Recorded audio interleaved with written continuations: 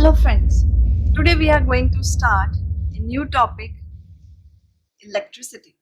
We all know what electricity is. We all need electricity in our houses to run any electrical appliance, be it bulb, light, television, computer, even for charging our phones, laptops, we need electricity.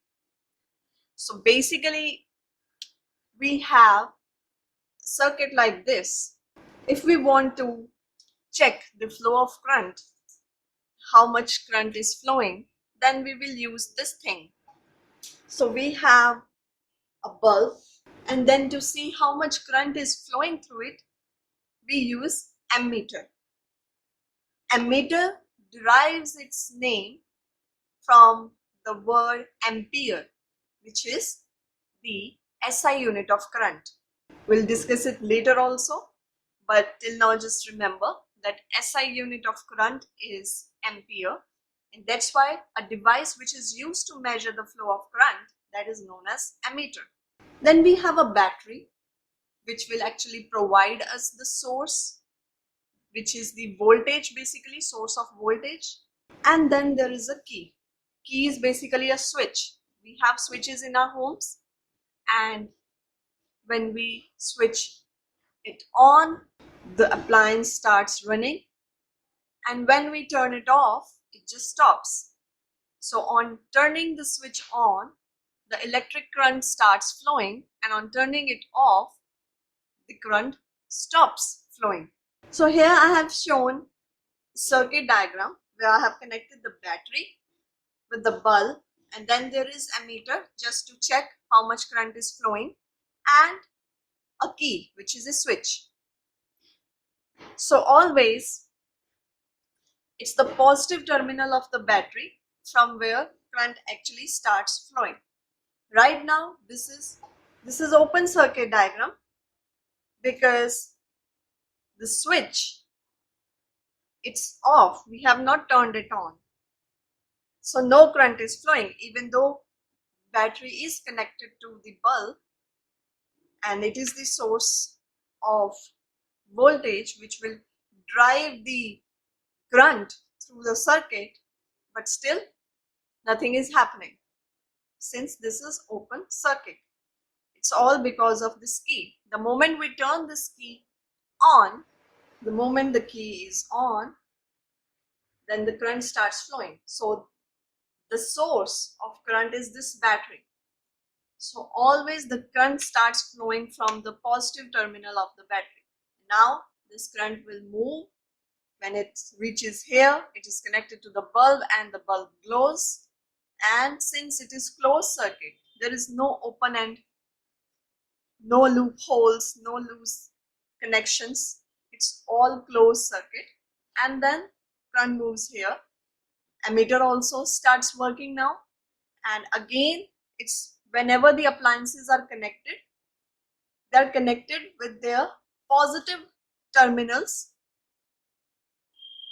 forward. It's just that whenever the current enters, it enters the positive terminal first and it leaves from the negative terminal. So you have to remember this thing. In battery also, current leaves from the positive terminal. Even in the bulb also, there is positive and a negative terminal. The portion where the current enters, suppose it is leaving from here, so this is the positive terminal of battery, but in all other appliances the current would enter the positive terminal only. It's just the case of battery that it's the positive terminal from where the current would actually starts flowing, but in all other appliances the current enters the positive terminal and it leaves from the negative terminal. Our key is closed, so there is a closed circuit and the current will continue flowing and our bulb will keep on glowing. So basically it's a switch which makes a conducting link between the battery and the bulb. So now a continuous and closed path. See, this is a continuous path and it is closed as well. No open connections are there. So this continuous and closed path of an electric current is called an electric circuit. Closed and continuous path of current. Electric current is called electric circuit. Now electric current. Now just come to the current itself. We denote the current by the symbol I. Now electric current is expressed by flow of charge flowing through a particular area in unit time. So normally it is expressed by amount of charge flowing through a particular area in unit time. In a proper way, we say electric current is the rate of change of charge, simply rate of change of charge. So this rate of something means that per unit time. Whenever we say rate of something, then that rate implies per unit time. Rate of change of charge, it means T in the time in the denominator and change of charge. So this Q is basically change of charge, or we call it net charge flowing. So basically current is due to the flow of charges, and charges are what? They are basically electrons. Now we all know that atoms, they consist of nucleus which holds protons and neutrons, and then there are electrons which revolve around the nucleus. So charges are nothing but electrons. But this concept of electricity was invented quite before the electrons were actually known. So at that time, nobody knew electrons. So they said that electric current was considered to be the flow of positive charges. So they said that it's basically the flow of positive charges, and the flow of positive charges is considered to be the flow of current, and the direction of flow of positive charges was taken to be the direction of electric current. So the current is basically the flow of positive charges. If we say, then electrons, they flow opposite. Now since we know what electrons are, we consider them as the charges. So whenever we talk of the rate of flow of charges, we often talk of electrons. But you have to keep in mind that the direction of flow of electron is opposite to the direction of flow of current, and electrons carry negative charge. So if electrons which are carrying negative charge, they are flowing in opposite direction, so the current, that would be due to the positive charges. We say that is basically the direction of flow of positive charges, because negative charges and positive charges, they are totally contrary to each other. They flow in opposite manner. So if this direction shows the flow of negative charges, then this direction would show the direction of flow of positive charges. This is as simple. But we always connect current with charges and we talk of electrons. But just keep in mind that electrons travel opposite direction. They travel in opposite direction to the direction of flow of current. And the direction of flow of current is considered to be the direction of flow of positive charges. Let's talk of the units. Q, which is the net charge, its SI unit is coulomb. For time, the SI unit is second. And for current, the SI unit is ampere. So you have to remember the symbols. Either you write coulomb, but then your whole word should be in small letters, and your C should also start with small letter C, or otherwise you can write capital C as the unit. Similarly for second, it's a simple S, or you can write seconds. For ampere, either you have to write capital A, or if you are going to write ampere, the complete name, then it should be starting with small a. So always you have to remember that whatever units we use, if we are writing the complete name, then the name always start with small letter. And if we are writing down the symbols, then we go for just the letter itself, then we use capital letters. So now we are going to discuss what this coulomb is. If we say that current is basically net charge upon time. So we can write the units. 1 ampere is equal to 1 coulomb upon 1 second. So 1 ampere of current is the flow of 1 coulomb of charge per second. So this is the exact definition of 1 ampere. 1 ampere of current is the flow of 1 coulomb of charge per second.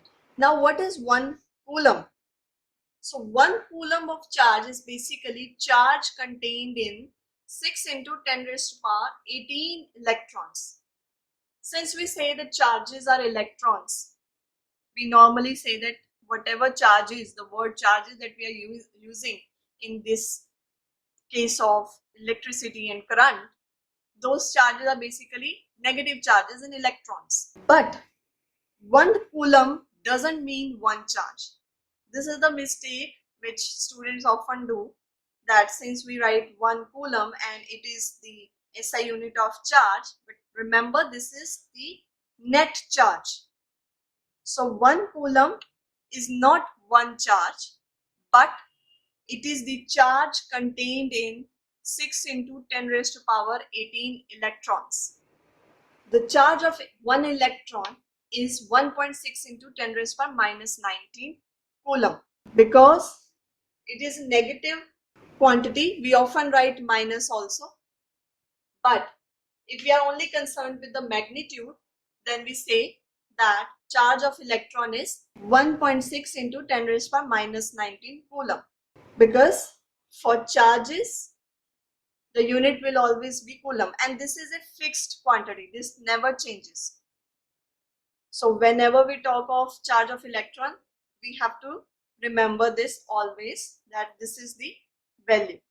So 1.6 into 10 raised to power minus 19. So see how small this value is. Coulomb. This much is the charge of 1 electron. And when we talk of the current and we say 1 ampere is flow of 1 coulomb of charge per second, per unit second, because it's 1, then that coulomb is basically charge contained in 6 into 10 raised to power 18 electrons. 1 electron contains this much charge, and this has to be multiplied with this number to actually get the value of 1 coulomb. Okay, and then this unit of current, ampere, this is named after a French scientist known as André-Marie Ampere. So this is named after him. We can have further smaller units of current as well, like 1 milliampere, which is 10 raised to power minus 3 ampere, and 1 microampere, which is 10 raised to the power minus 6 ampere. All we have to remember is the formula of electric current, which is the net charge, net flow of charge per unit time. So 1 ampere is flow of 1 coulomb of charge per unit second.